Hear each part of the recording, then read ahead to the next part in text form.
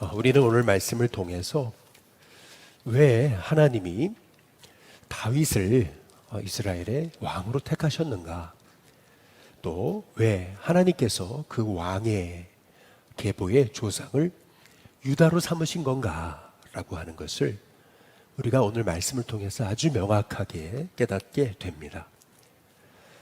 야곱이 유다를 마지막 축복하면서 예언했잖아요.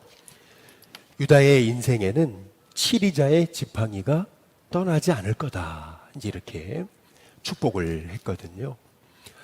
치리자의 지팡이다라고 하는 말의 의미는 그의 자손을 통해서 이스라엘을 다스릴 왕이 나게 될 것이다 라고 그렇게 축복한 것이거든요.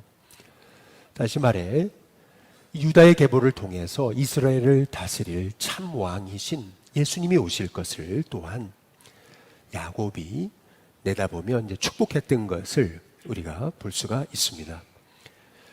그래서 우리는 아니 왜 유다일까 라고 하는 그런 질문을 던져보게 되는 거죠.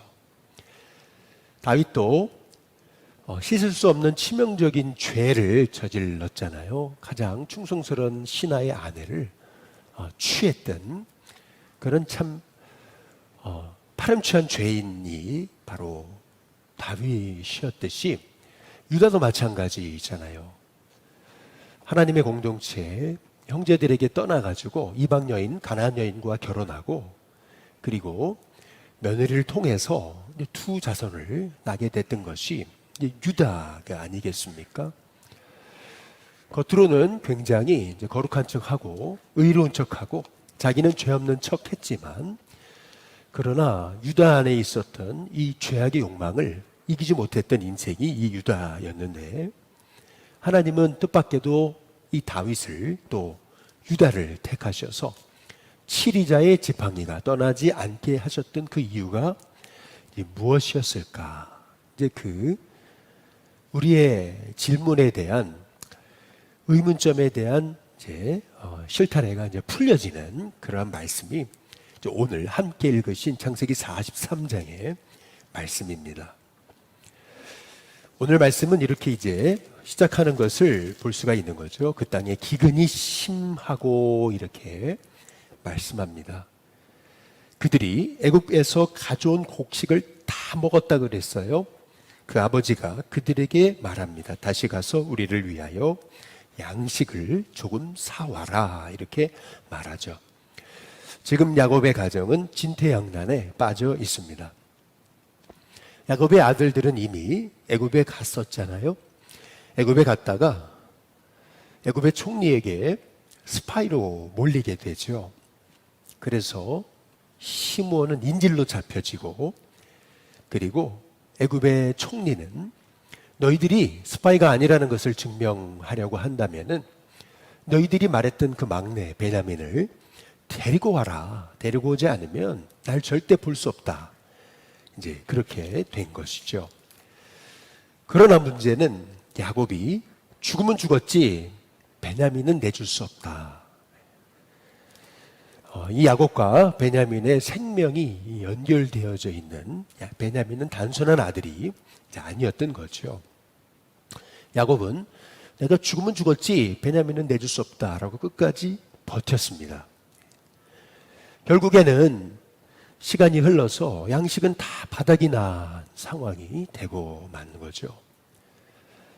지금 이러지도 못하고 이제 저러지도 못하는 진퇴양난에 이제 빠져 있는 상황입니다. 우리 인생에도 이렇게 어쩔 수 없는 그런 상황으로 하나님이 몰아가실 때가 있습니다. 이러지도 못하고 저러지도 못하고, 어떻게 해도 문제를 풀 수 있는 방법이 보이지 않을 때가 우리에게 이제 종종 있습니다. 어쩔 수 없는 상황으로 우리 인생을 몰아가신다면 또한 거기에는 하나님의 음성이 있습니다.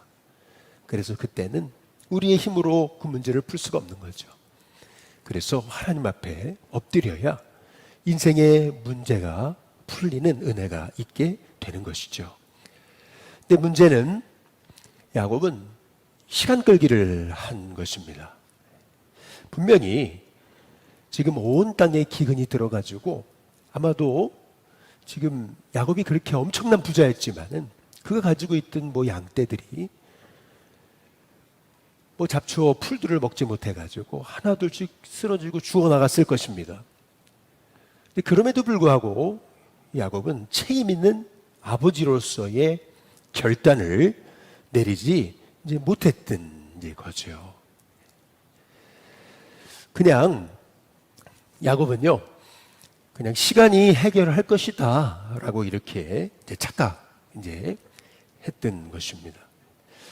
실은 책임 있는 자가 책임을 져야 하는 상황에서 책임을 지지 않으면은 시간을 끈다고 해서 문제는 해결되지 않는 거죠. 예를 들자면은 뭐 그냥 사람과의 감정적인 문제가 있을 때는 조금 시간이 필요합니다. 그래서 감정이 서로 이렇게 생각 이상으로 폭발하지 않도록 서로 조금 시간을 두고 거리를 두고 그리고 기다리는 것이 이제 필요한 거죠. 그러나 반면에 예를 들어서 암으로 판정이 됐습니다. 그래서 온몸에 암이 퍼지기 시작하는데 그냥 가만히 있는다고 해서 그 암의 문제가 해결되는 것은 아니죠. 병원에 빨리 가야 되고 진단을 받아야 되고 그리고 적절한 조치를 취해야지만이 그래야 그 문제가 해결되는 것을 볼 수가 있듯이 지금 온 땅에 기근이 임했고요. 지금 앞으로도 한 5년은 더 기근이 지속될 텐데 야곱이 가만히 있는다고 해서 문제가 해결되는 것은 아닌 거죠. 아버지의 워낙 완강한 모습 또한 애굽의 총리에 아주 눈을 그냥 치켜 세우고 그렇게 베냐민을 데리고 오지 않으면 나를 절대 볼 수 없다라고 했던 그 애굽의 총리의 이 모습 앞에서 이 야곱의 아들들은 그 누구도 이 문제에 대해서 책임을 지려고 하지 않았습니다. 아버지 눈치만 보고 있는 그런 이제 상황이었던 거죠. 그런데 그러한 진퇴양난의 상황, 문제를 어떻게 풀어야 될지 모르는 그 어려움의 상황에서 정면으로 그 도전 앞에 응전하고 나서서 아버지를 설득하는 인물이 나옵니다. 그 사람이 누구냐면 바로 유다인 거죠. 3절에 보시면 유다가 아버지에게 말하여 이렇게 얘기합니다. 그 사람이 우리에게 엄히 경고하여 이르되 너희 아우가 너희와 함께 오지 아니하면 너희가 내 얼굴을 보지 못하리라 하였으니 아버지께서 우리 아우를 우리와 함께 보내시면 우리가 내려가서 아버지를 위해 양식을 사려니와 아버지께서 만일 그를 보내지 아니하시면 우리는 내려가지 아니하리니 그 사람이 우리에게 말하기를 너희의 아우가 너희와 함께 오지 아니하면 너희가 내 얼굴을 보지 못하리라 하였음이니라. 토인비는 얘기를 했죠. 도전 앞에 결국 어떻게 응전하느냐에 따라서 위대한 문명들이 이제 탄생했다라고 이제 그렇게 이제 말하고 있습니다. 예를 들면 토인비가 예를 드는 것 중에 하나가 이런 겁니다. 예수님이 십자가에 죽으셨어요. 그리고 부활하셨습니다. 40일간 제자들과 나타나셔서 그들에게 말씀하시는 것 같더니 40일 만에 예수님 그냥 승천해 버리셨습니다. 그러고 나니까 제자들이 얼마나 당황을 했겠습니까? 그런데 그런 엄청난 그런 도전 앞에서 제자들은 올바른 응전을 하기 시작했다라는 겁니다.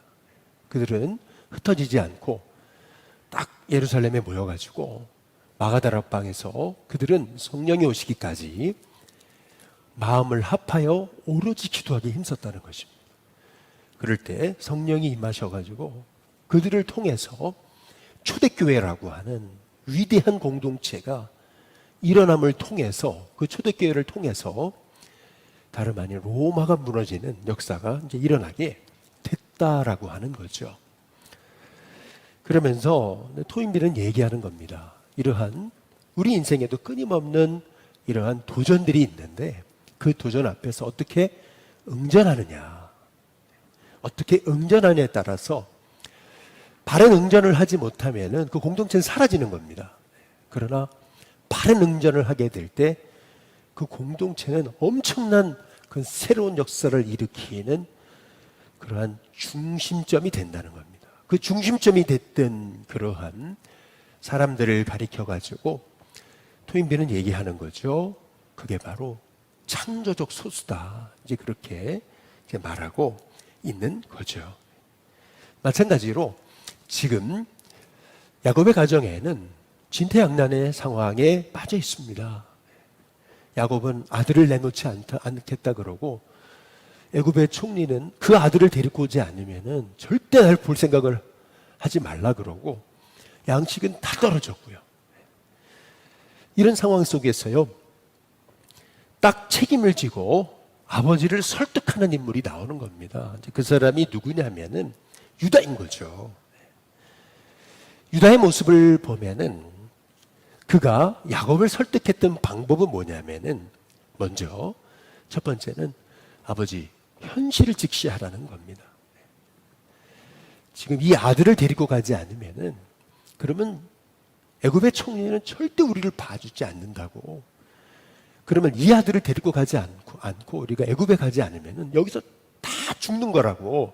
이제 아버지한테 아버지 현실을 보시라고. 지금 우리가 다 죽게 생겼다고 아버지한테 그 현실에 대한 올바른 판단을 하게 도전하는 걸 볼 수가 있습니다. 그랬더니 6절에 보시면은 야곱이 이렇게 얘기하잖아요. 이스라엘이 말합니다. 너희가 어찌해서 너희에게 또 다른 아우가 있다고 그 사람의 말에서 나를 이렇게 괴롭게 하였느냐. 여기 보면은 야곱은 끊임없이 자기 감정을 내세우고 아들들 탓하고 있잖아요. 왜 동생이 있다고 그래가지고 그렇게 거짓말 늘 하더니 왜 그때는 거짓말을 안 했냐고. 아니 왜 동생이 있다고 얘기를 했냐고 말이에요. 이제 그랬을 때 유다가요, 아버지, 아니 그러면 베냐민만 아들입니까? 우린 아들 아닙니까? 이런 식으로 감정적으로 문제를 대응했더라면은 이 문제가 절대 풀리지 않는 거죠. 유다는요, 감정적으로 대응하지 않는 것을 이제 볼 수가 있어요. 여기 10절에 보면은 유다가 이렇게 얘기하잖아요. 우리가 지체하지 않았더라면 벌써 2번이나 갔다 왔을 겁니다. 이 얘기를 하고 있어요. 아버지 현실을 보시라고. 절대 유다는 아버지와 감정적으로 맞서지 않습니다. 대신 유다가 했던 게 있어요. 이게 핵심이에요. 지금 유다가 아버지를 설득했던 그 지혜 그리고 방법이 있어요. 그게 뭐냐면요 9절이에요. 9절 말씀 우리 같이 한번 읽어보겠습니다. 9절입니다. 같이 읽습니다. 시작. 내가 그를 위하여 담보가 되오리니 아버지께서 내 손에서 그를 찾으소서. 내가 만일 그를 아버지께 데려가 아버지 앞에 두지 아니하면 내가 영원히 죄를 지리이다. 여기 보면은 유다가 했던 말이 있어요. 제가 베냐민 대신에 담보가 되겠습니다. 만약에 그 아들, 내가 그 아들을 데리고 오지 않으면은 제가 그 모든 죄를 다 짊어지겠습니다. 지금 유다의 모습에서 보게 되는 것은 뭐냐면요, 책임 있는 자세인 거예요. 누구 하나 지금 책임지려고 하지 않거든요. 그런데 유다가 얘기하잖아요. 제가 책임지겠습니다.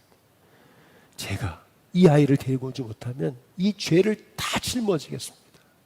지금 이 유다의 모습을 통해서요, 결국 이 가정이 회복되는 길이 어디에서부터 출발되었냐면은 유다, 이 한 사람, 이 한 아들이 이 문제를 제가 책임지겠습니다.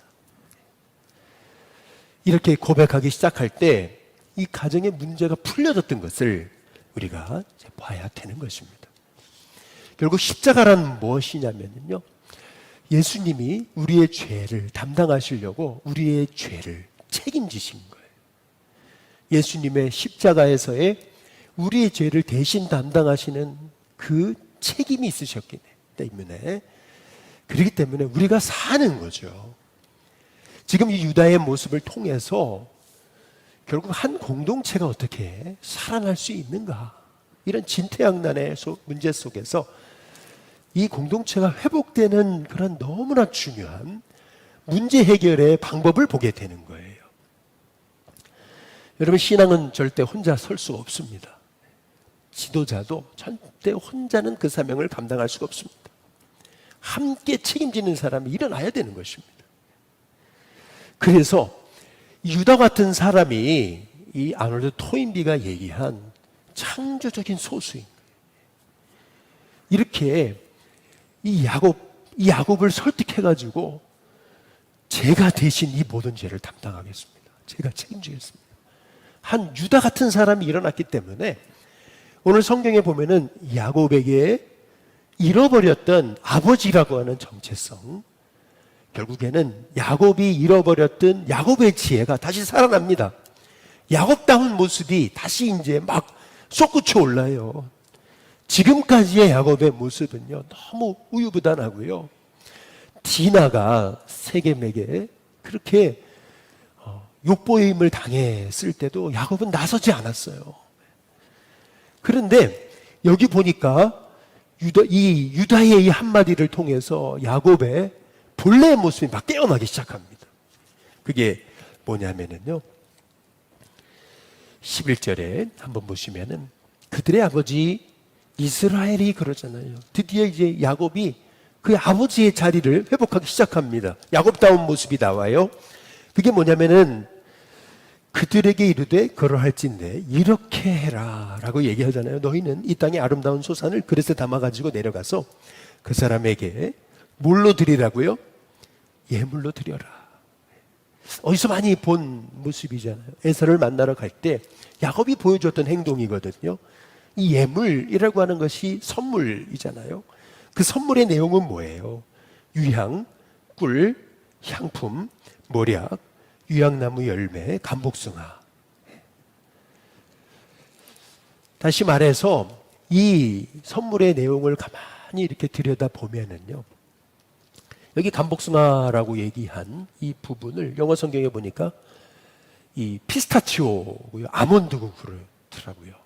그러니까 다시 말하면 이 애굽의 총리가 그 선물을 탁 들춰봤을 때, 야, 이게 참 진귀한 거다, 이게 정성이 담겼다라고 하는 것을 느껴질 수 있게끔 야곱다운 모습이에요. 힘 있는 자랑 정면으로 맞서는 게 아니고, 정면으로 부딪히는 게 아니고, 이 애굽의 총리는 모든 권력을 가지고 있잖아요. 그러니까 그의 마음을 누그러뜨리는 그런 지혜를 이 야곱이 보여줘요. 이게 야곱다운 모습이에요. 뿐만 아니라 12절에 보면은 너희 손에 갑절의 돈을 가지고 가라. 그냥 돈이 아니고요, 갑절의 돈이래요. 그리고 너희 자루 아기에 도로 넣어져 있던 그 돈을 다시 가지고 가라. 혹 잘못이 있었을까 두렵다, 이렇게 얘기하잖아요. 아주 진귀한 이 애굽의 총리가 처음 보는 선물들, 그리고 그 다음에 갑절의 돈, 또 자루에 넣어져 있던 돈, 그거를 가지고 가라. 이게 야곱다운 모습이거든요. 그리고 나서 13절에 뭐라 그러냐면은 네 아우도 데리고 떠나 다시 그 사람에게로 가라. 네 아우도 데리고 가라. 베냐민 데리고 가라. 이 아이 죽으면 죽었지, 이 아이 절대 못 데리고 간다고 했던 야곱인데요.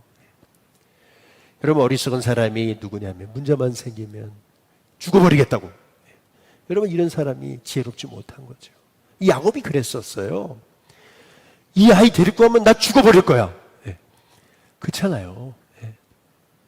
여러분, 여기에서 우리는 야곱이 그동안 영적으로 엄청나게 침체되어 있었다는 걸 볼 수가 있어요. 요셉이 사라졌어요. 잃어버렸어요. 요셉은 죽은 자였어요. 그리고 베냐민만 있잖아요. 라헬도 죽었어요.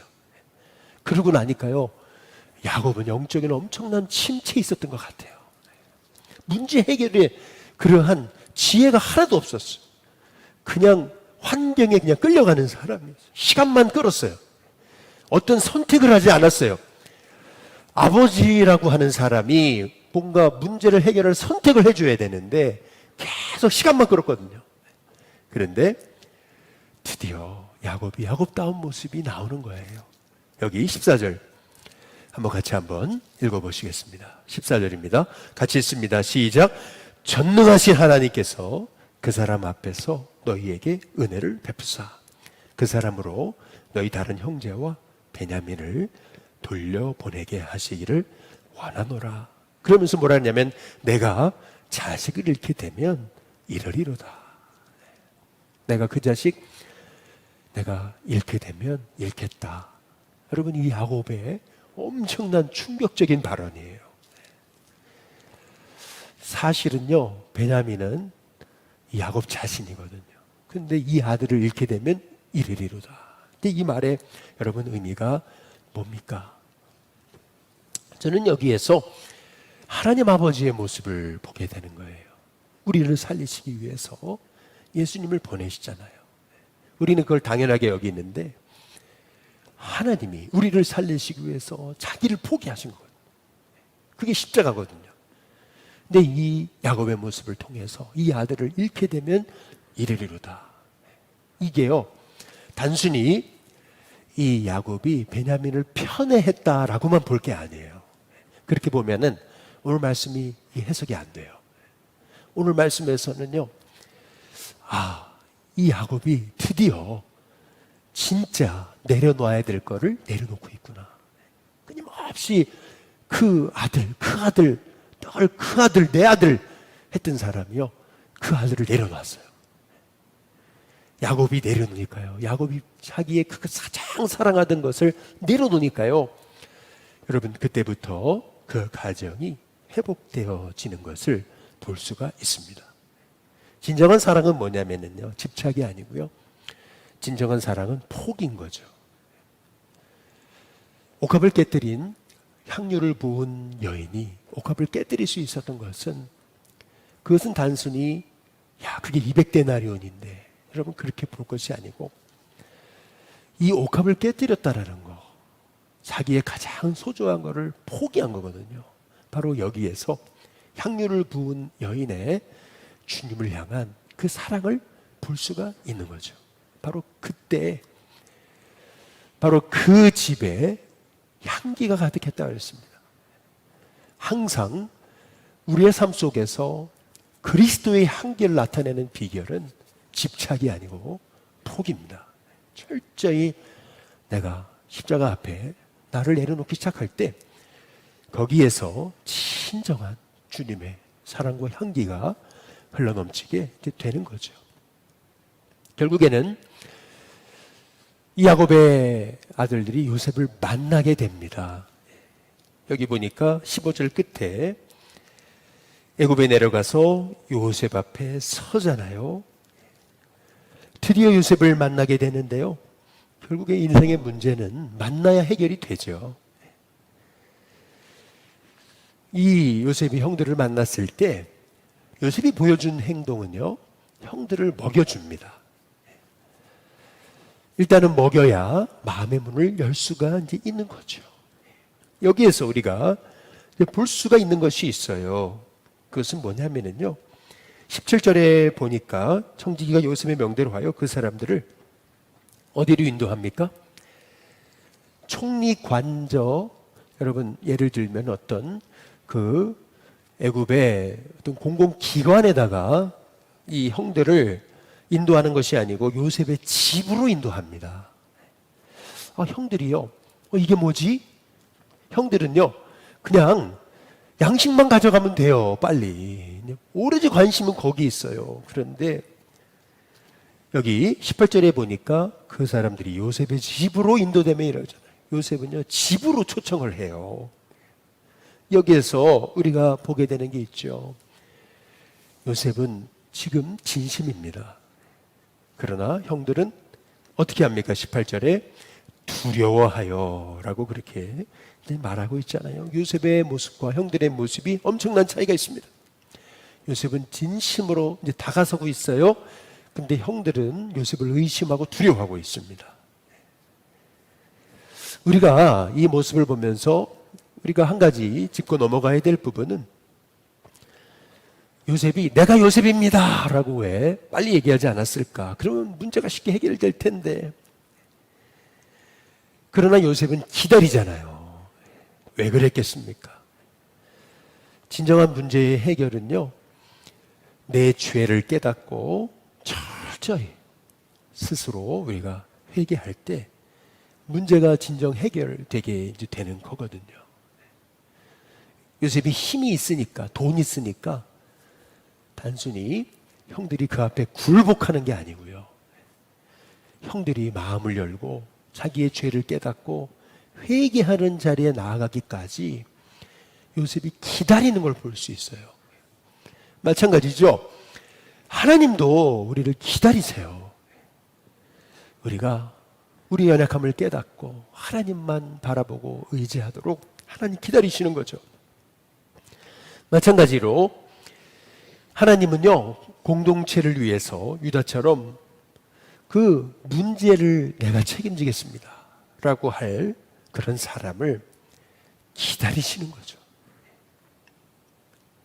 지금 유다는요, 이 문제를 해결하기 위해서 야곱을 설득하잖아요. 그런데 여기에 우리가 봐야 될 핵심은 뭐냐면은 유다 혼자 살겠다는 게 아니에요. 지금 이 말의 핵심은 뭐냐면 자신이 이 어려움을 책임짐을 통해서 모두를 살리겠다는 거거든요. 여러분, 결국에는 이 유다의 모습을 통해서 하나님이 왜 유다를 택하신 걸까? 왜 유다였을까? 왜 다윗이었지? 라고 하는, 왜 유다의 인생에 치리자의 지팡이가 떠나지 않는다 라고 말씀하신 건가? 여러분, 그 실마리를 우리가 발견하게 되는 거예요. 아무도 야곱의 가정에 다 굶어 죽게 생겼는데 문제를 해결하려고 책임지려고 하는 사람이 나오지 않잖아요. 그런데 오늘 여기 말씀을 통해서 우리가 유다의 모습을 통해서 보는 것은 그는 이 문제를 책임지기 위해서 자기 생명을 내놓고 있어요. 여러분, 왜 다윗입니까? 다윗의 양치는 모습을 보게 되면은요, 양 한 마리도요, 그냥 위험을 이제 맞닥뜨렸을 때 다윗은요, 그 양 한 마리도 끝까지 책임집니다. 사자 앞에서, 맹수 앞에서 생명을 내놓고 양을 지켜내죠. 여러분, 이 모습을 통해서 하나님은 보신 거예요. 결국 치리자의 지팡이라는 게 뭐예요? 목자이거든요, 목자. 이 목자의 마음을 가진 이 다윗이 하나님 마음이 합한 겁니다. 여러분, 그렇다고 본다면은요, 왜 하나님이 이 유다를 하나님 택하신 건가? 라고 하는 것을 여러분, 오늘 이 말씀을 통해서 우리가 한 가지 실마리가 풀리지 않습니까? 오늘 말씀을 통해서 하나님은 기다리세요. 하나님은요, 유다 같은 사람이 일어나길 기다리세요. 그리고 또한 이 형들을요, 결국에는 기다리시는 거예요. 회개하고 자신의 죄를 깨닫고 하나님 앞에 엎드리기를 기다리시는 거죠. 오늘 말씀을 통해서 그렇구나. 이 유다가 이 가정을 세우기 위해서 그가 이 아이를 바로 이 아이 대신에 제가 담보가 되겠습니다. 제가 이 죄를 제가 다 담당하겠습니다. 여러분, 이 고백이 얼마나 하나님 보실 때 아름다운 고백이었는가라고 하는 것을 깨달으면서 저와 여러분의 삶 속에 이 유다의 복이 있게 되시기를 주님의 이름으로 축복합니다.